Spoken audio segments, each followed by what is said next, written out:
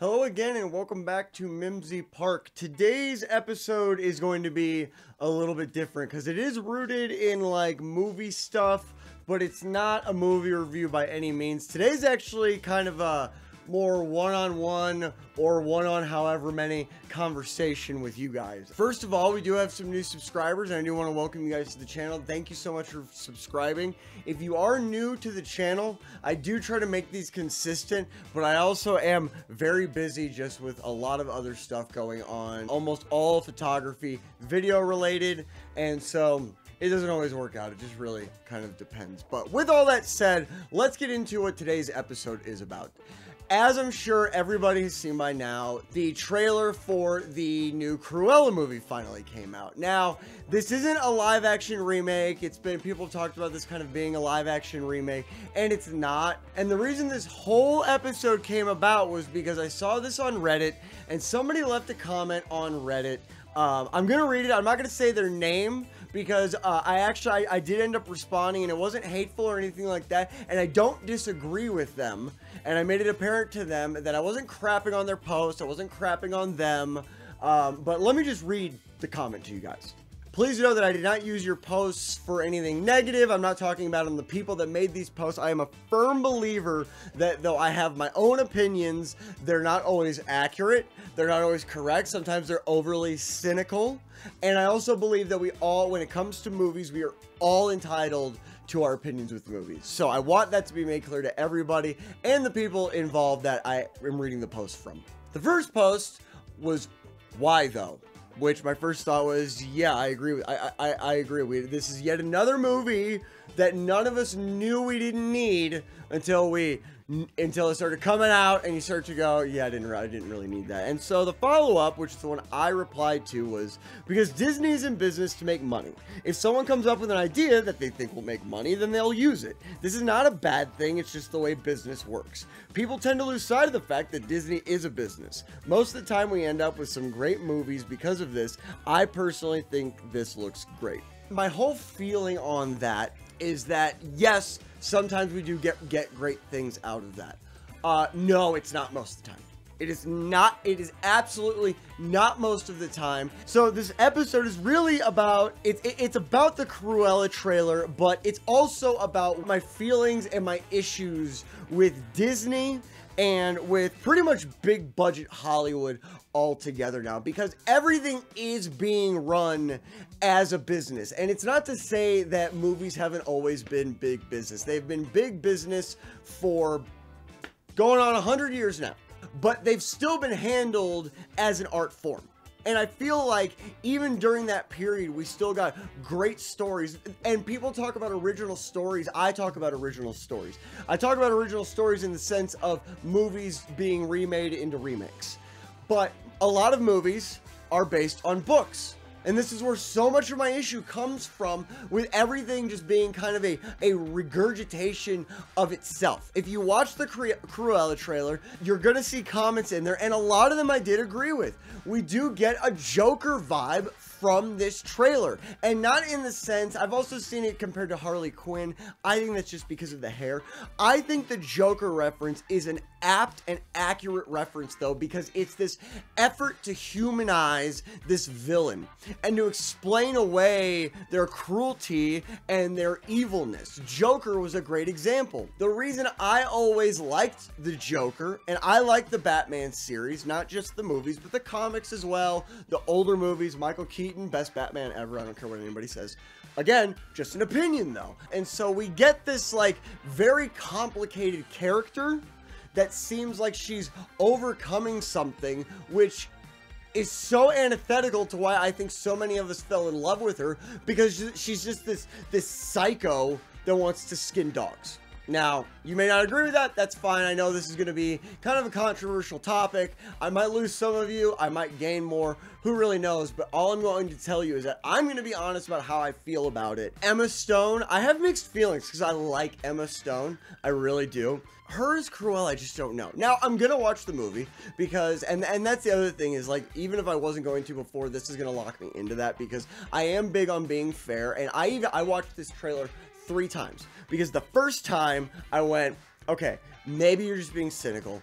maybe you're just being an old man. I wanted to be fair with it, and I really sat there all 3 times, and I really watched it, I really analyzed it, and I kept coming back to, regardless of how you feel about the politicalizing of these movies, regardless of how you feel about the remakes, and the fact that we're not getting anything original, or at least new, are we so lazy that we just need this over-glamorized, glam cash grab, this overproduced crap that nobody asked for, that nobody really needs? Like, dude, there are so many original stories out there, and this is what really, really kills me, is that if you watch the good movies that really have an impact on people, it's not this politicalizing effort. It's this storytelling effort with these elements already built in. It could be not that bad. I said this about Mulan. That they did a great job of really perpetuating this feminist message. And I really feel like the word feminism, feminist, feminized, I really feel like there's this negative connotation simply because the people that are using it incorrectly, and the ones that are the loudest and the ones that are the craziest, seem to be the ones that we attribute these words to. And so I really feel like that's where a lot gets lost, is that, you know, you mention the word feminism or feminist, and it's this bad thing, and it's not this bad thing. Mulan was great proof of that. It is a feminist message with a strong female character overcoming what was, there were challenges now that we're trying to overcome. There were huge challenges back then, still are, but it was even more so back then. Like, women had their place, and that's where they sat, and they were good, and that was it. And it's this, but this is all built into the story.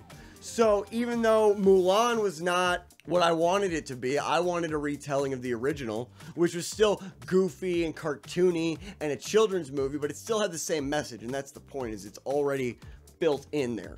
Again, it all goes back to, they have to humanize her somehow, and what better way to do that than to give her a monumental challenge? This is back in 70s London, still a man's world. Okay, you're giving her a challenge, but you're giving her a challenge that you've given every female character in pretty much all of your Disney live action remakes. I had also read that at some point it talks about her friendship or relationship with Horace and the other guy. For the last 2 that we've seen, it was more of these are guys that she hired to do a job.